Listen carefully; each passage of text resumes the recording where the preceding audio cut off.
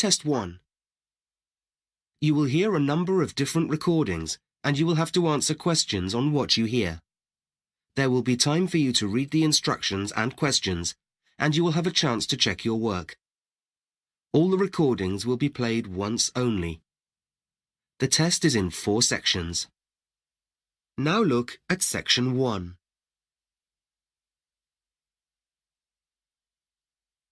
Section 1. You will hear a telephone conversation between a receptionist and a woman making an inquiry about a photography course. First, you have some time to look at questions 1 to 4.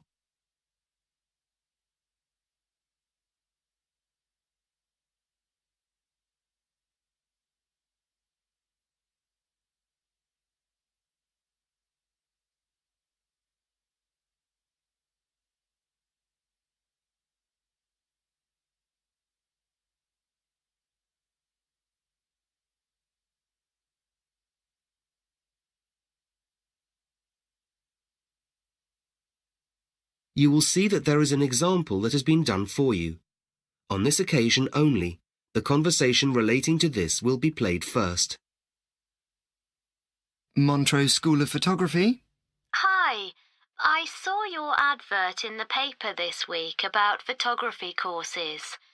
I just wondered what level the course is. Is it for professionals or... Well, we run courses for all levels, right up to advanced. As we're almost at the start of term, most of the courses are full, but we do have a few places on the course for beginners, which is the one you saw advertised. The receptionist says that they have places on the course for beginners, so beginners has been written in the space. Now we shall begin. You should answer the questions as you listen, because you will not hear the recording a second time. Listen carefully and answer questions 1 to 4. Montrose School of Photography. Hi, I saw your advert in the paper this week about photography courses. I just wondered what level the course is. Is it for professionals or...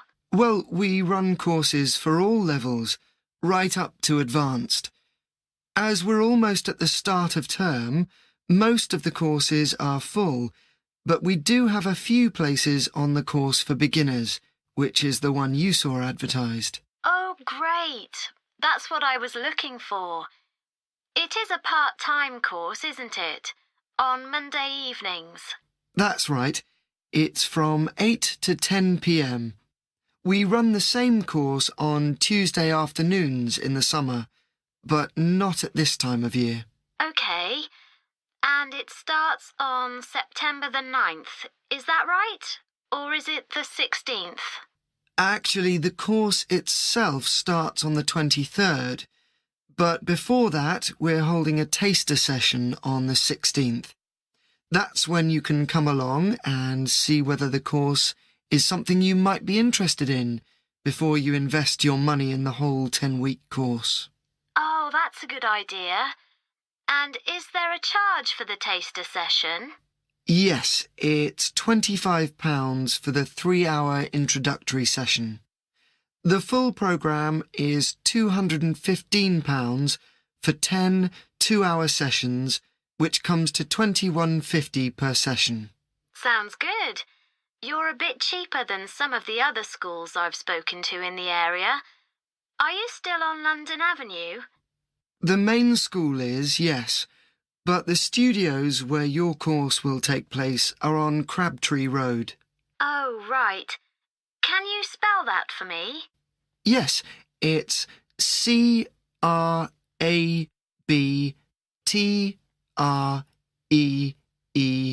Road. Before you hear the rest of the conversation, you have some time to look at questions 5 to 10.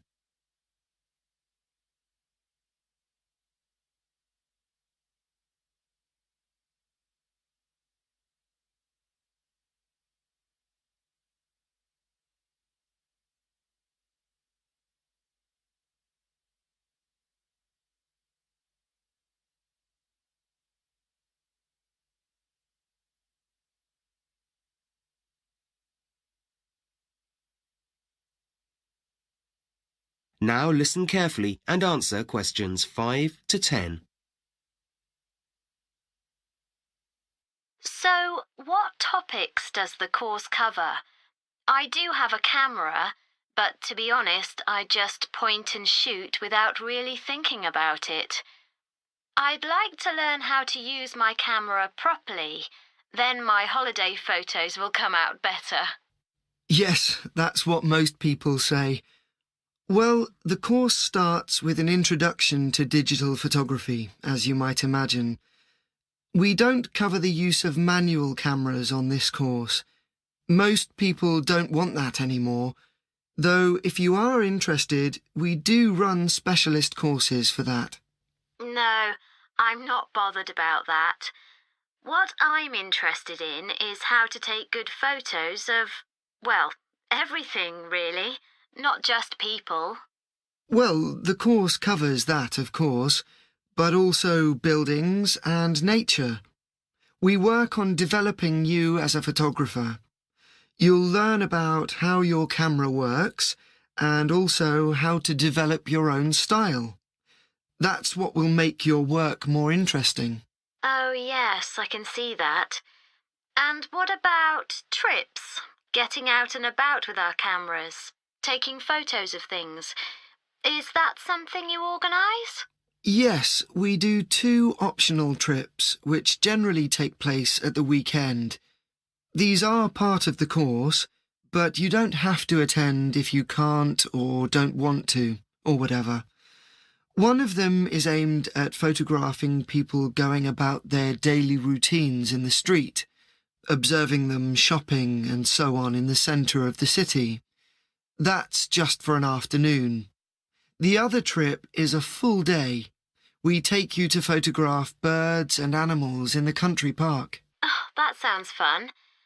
Actually, I've been along to your school before to see some of the student exhibitions. We'll display your work too at the end of the course. That's if you decide to do it. We have a little exhibition where members of the public can come along and vote for their favourite photo. That's in our gallery. The winner can choose between getting a discount on another course or some designer photo frames to display their work. Great. Well, I'm definitely very interested. What do I need to do to register for the taster session? Do I need to come along to the school? You can book a place now over the phone and just come along at 7 o'clock. Great. Yes, I'd like to do that, please. That is the end of section 1. You now have half a minute to check your answers.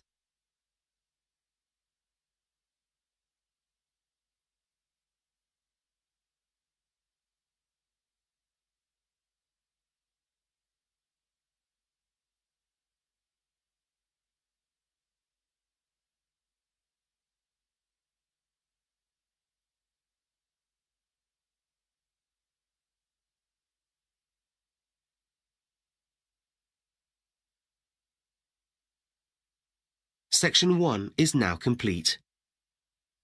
Now look at Section 2.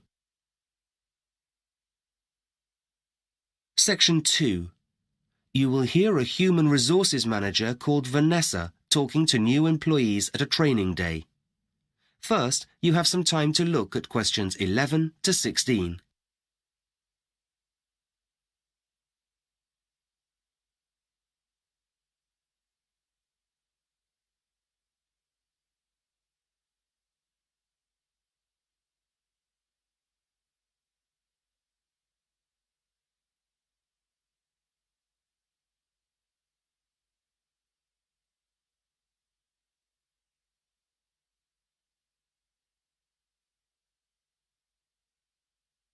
Now listen carefully and answer questions 11 to 16.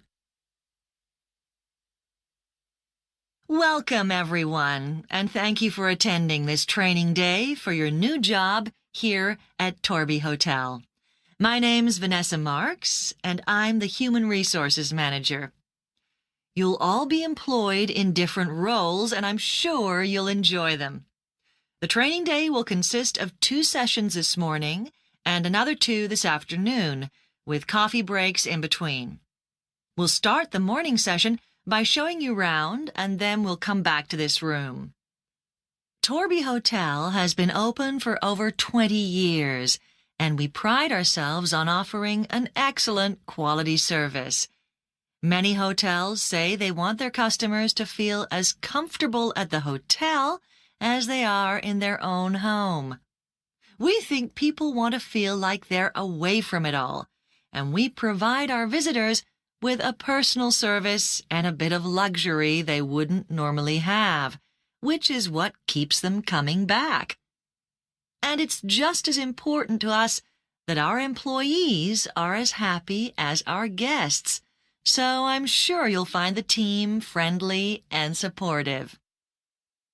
Now, I'm afraid there'll be a bit of form filling to do today. You should all have received a new employee pack through the post containing your contracts of employment by now. If you haven't, let me know. That should be signed and posted back to us. There's a medical questionnaire I'm going to hand out in a moment. You can leave that with me. And don't forget to send in your bank details form if you want to get paid. That should also be in the pack. Obviously, health and safety is a very important issue in the workplace, and it's something we take very seriously here. We had planned to have a short talk, as usual, from our health and safety officer. He's actually off work at the moment, though, so he's left us a film to watch, which we'll do after looking at the employee's guide. This explains all the details of your employment, such as holidays, working hours, and so on. It shouldn't take long to look at. We'll take a break for lunch at about midday, and then we'll move on to some team-building exercises. You all have different life experiences, and I know that for some of you, this is your first ever job. So it's important to know something about who you're working with. Teamwork is essential when it comes to things like dealing with complaints from customers, for example, and feeling confident about turning to your manager for support when you need it. I'm sure you'll have lots of questions about your role, so we'll end the day with a question and answer session. I'll also tell you what to expect on your first day of work. You met your line manager when you came for your interview, and on your first day, he or she will introduce you to the rest of your team, provide you with your uniform, and so on. The following day, you'll take up your duties. Before you hear the rest of the talk, you have some time to look at questions 17 to 20.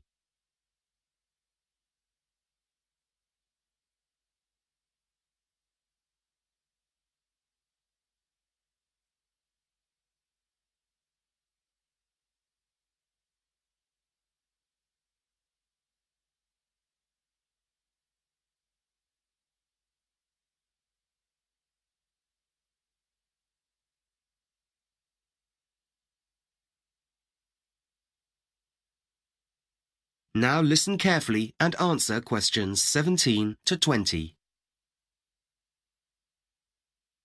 We want our customers to enjoy every minute of their stay at Torby Hotel, and that's why we take pride in providing the best possible service. You've all been offered your jobs because we think you've got what it takes to do that.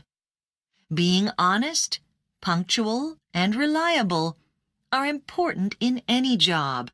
In the hotel trade, what makes an employee stand out is their ability to anticipate what guests need before they ask for it.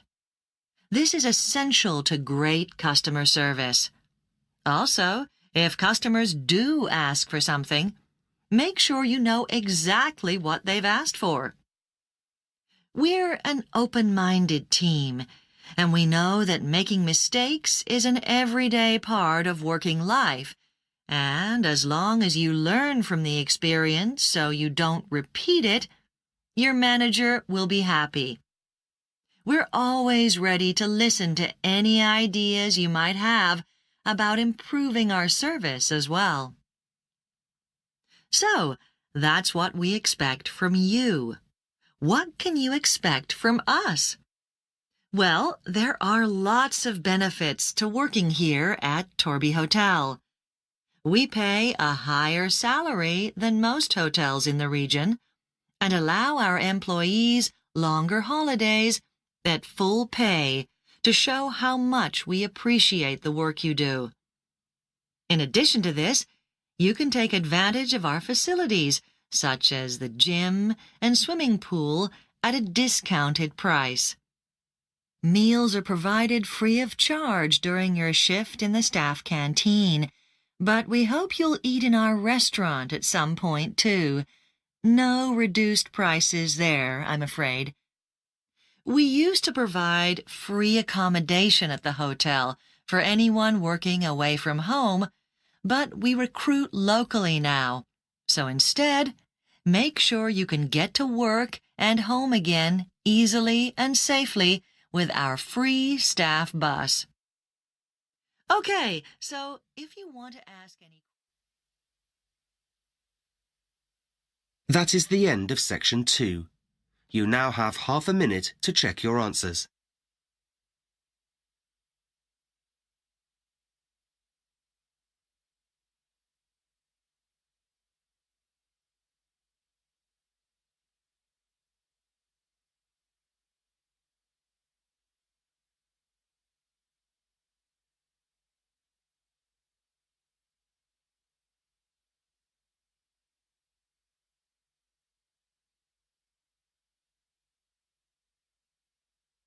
Section 2 is now complete. Now look at Section 3. Section 3. You will hear two students called Justin and Myra discussing a project they have to do as part of their design course. First, you have some time to look at questions 21 to 24.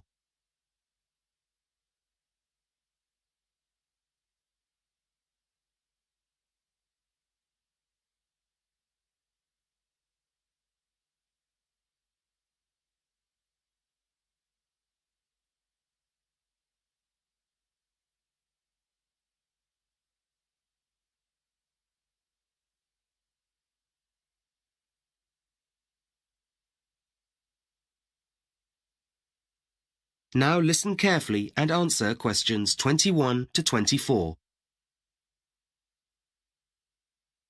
Hi, Myra. Sorry I'm late. Hi, Justin. It's fine. I've been reading through my notes for this project. Okay. So, we have to design something. An object that could be sold in the shops. Yeah, and set out the project plan for it, the marketing and so on. Yes. I was thinking, what about designing a new type of musical instrument? You know, most people like music, and I've played music all my life. Yes, we both have. But we also know that a lot of music is done on computers now. But many people don't like that, do they? They think it's cheating. I mean, I do, really.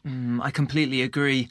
But we'd have to come up with a totally different type of instrument. And I'm not sure we could do that. I know what you mean. What about something for children to play? They like making sounds to music. You mean using cheap things like bells and drums? Not necessarily. We could try to invent a simple stringed instrument, for example. But even if we did that, it wouldn't appeal to that many people. Our customer base would be tiny, I think. Maybe you're right. It's a pity, but, you know what you were saying about children? Yes? Well, I do think it would be good to get into that market. How about designing a children's toy? Now that's a better idea. Though people do get tired of seeing so many different toys in the shops. Yeah, there are so many these days. People go, not another new toy. It's a good market, though. Parents and grandparents buy toys for presents, for birthdays, whatever. Yeah, it must be such a profitable area of business. And they can be very simple and cheap to produce, but expensive to buy. Yes, and we both have very young siblings. We're surrounded by toys, in fact. So we should find the creative side of it quite easy. Well, we'll see, won't we? Is that decided then? Yes, I think so. Before you hear the rest of the conversation, you have some time to look at questions 25 to 30.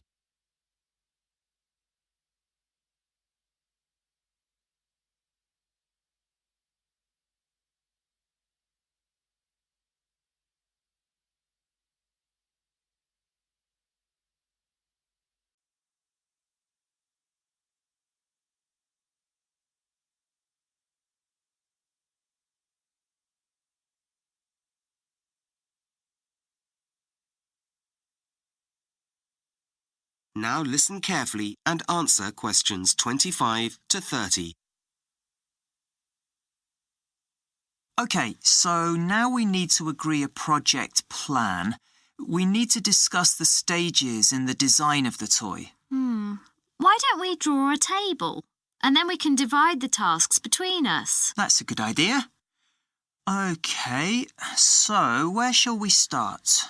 Well, first of all, we need to find out what sort of toys children really enjoy playing with. I know. My little brother's having a birthday party next week, so I could take him to it and have a chat with some of the parents while I'm there. Yes. You'll need to have a few informal questions in mind. I can do that. I can draft a few questions and take them with me. I could actually produce a more formal short questionnaire and give it to the staff at the nursery my sister goes to. That's an excellent idea. That should really help us decide what to focus on. Once we know what we're going to produce, we'll have to think about the actual design, as we need to produce a model, don't we? Yes, well, I'd be very happy to get together a lot of different materials from shops and places around the area. I mean, a lot of toys are made using plastic, but we would have to use something else. Right. And I can put together a 3D model if you like. I could do it in cardboard. OK. As far as making the toy is concerned, we're going to be given some help there, aren't we? Yes, I don't think we have to worry too much about that at the moment, but we do need to think about the advertising side of things. I think the best thing would be to design a commercial. For radio or TV. TV, I think. It's hard to demonstrate a toy on the radio. Yeah. OK. We'd need to come up with the different scenes that will take place during the commercial. Yes, we could discuss those first, and then I could write it all up as a script. It'll have to be very detailed, so you need to include absolutely everything. OK. Well, you may have to help me out with that at some point. That's fine. It's a big job. What else can we do? Well, what about a poster? It's a fairly traditional form of advertising. I guess the important thing will be that people notice it and it gives them the idea straight away. Yes, it has to catch people's eye in some way. Well, the critical thing is that it's colourful. Colour is something that people associate with children and toys, and that's how it'll get noticed. I completely agree. A lot of posters are black and white these days, and that just wouldn't be effective. So, shall we fix a date to review our plan and get started? That is the end of section 3. You now have half a minute to check your answers.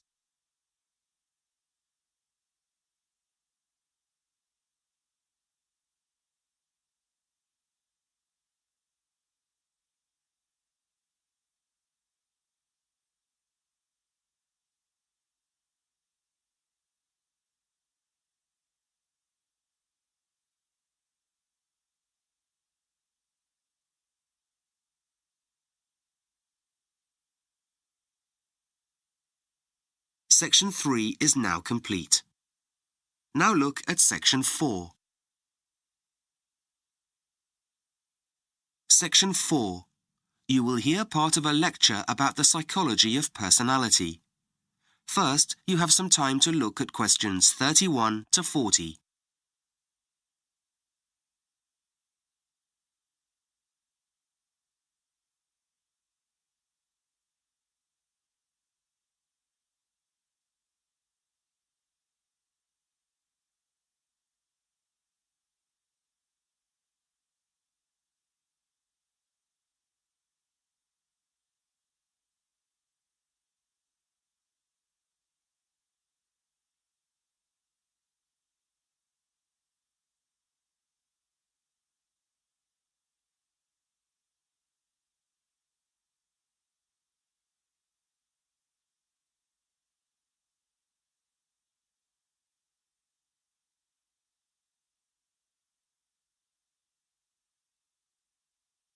Now listen carefully and answer questions 31 to 40. Welcome to this lecture on the psychology of personality. Today I'll introduce the main theories of personality, but first let's discuss what is meant by the term. A brief definition is that personality is made up of the individual patterns of thoughts, feelings and behaviours that make a person unique. Our environment and the situations we encounter also play an important role in determining how different aspects of our personalities are expressed. There are several fundamental characteristics of personality. Personality is a constant phenomenon. People tend to react in the same way when they come across similar situations. For example, no matter how great our desire not to feel angry when we're woken up in the early hours by a car alarm or our neighbour plays his music at full volume, our immediate emotional response will usually be the same. Personality influences our actions too and causes us to behave in specific ways. If a kid keeps bouncing his ball against the wall outside, unless we make a determined effort to behave differently, we'll probably end up yelling at him in frustration every time, rather than asking him calmly not to do it. Personality is shaped by both psychological and biological factors, and is expressed not only in behaviours, but through emotions and thoughts, which have an impact on our relationships and social behaviour. What do we mean by behaviour, then? Well, it's how each individual reacts to the social and physical aspects of their environment. We all know people who seem a bit buttoned up, who don't appear to express strong feelings such as joy or anxiety, whereas another person's responses might be dramatically coloured with facial expression, gesture and voice inflection. When psychologists examine behaviour, they do so in different ways. Some theorists believe that the internal characteristics of a person dictate their behavioural pattern, whereas others hold that the behaviour of a person is a result of the external situation in which they find themselves. Of course, the way we present ourselves to the world and the way we are in private can be significantly different. How the world perceives us is a direct reflection of how we present ourselves to the world. Qualities over which we have little influence include our age, race and gender, but they certainly contribute to our personality because of how the world perceives us based on these features. The way we are treated can, in turn, affect our behaviour. For example, a person who continuously faces discrimination because of assumptions society makes about him or her may guard against this by coming across as cold or unfriendly. However, should we get to know him or her, we may discover a completely different person inside.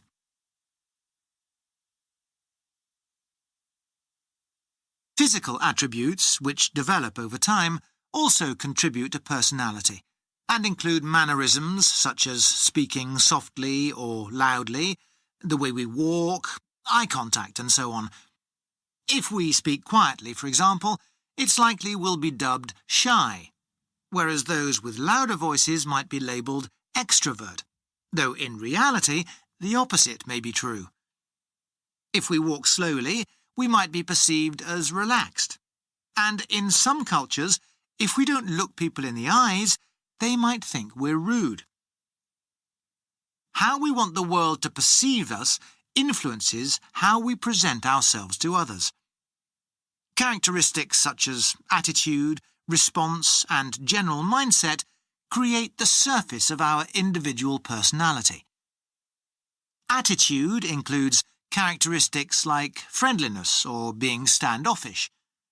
Response is whether we're arrogant or thoughtful, and mindset concerns whether we're generally upbeat or moody, all of which hang together to create who we are. Remember, however, that the aspects of our personality that we choose to display may depend on who we encounter. The personality you exhibit around me, a professor, for example, is probably very different to the personality you reveal to your closest friends. Dig a little deeper, and the private aspect of our being appears. Our cherished dreams that might seem childish to others, our goals, and the moral code we live by. Our ideas, daily internal monologue, and thoughts are also elements that make up the person that only we truly know. And only we can decide when to share these parts of our personality with others. Let's move on now to the different theories of personality. That is the end of section 4. You now have half a minute to check your answers.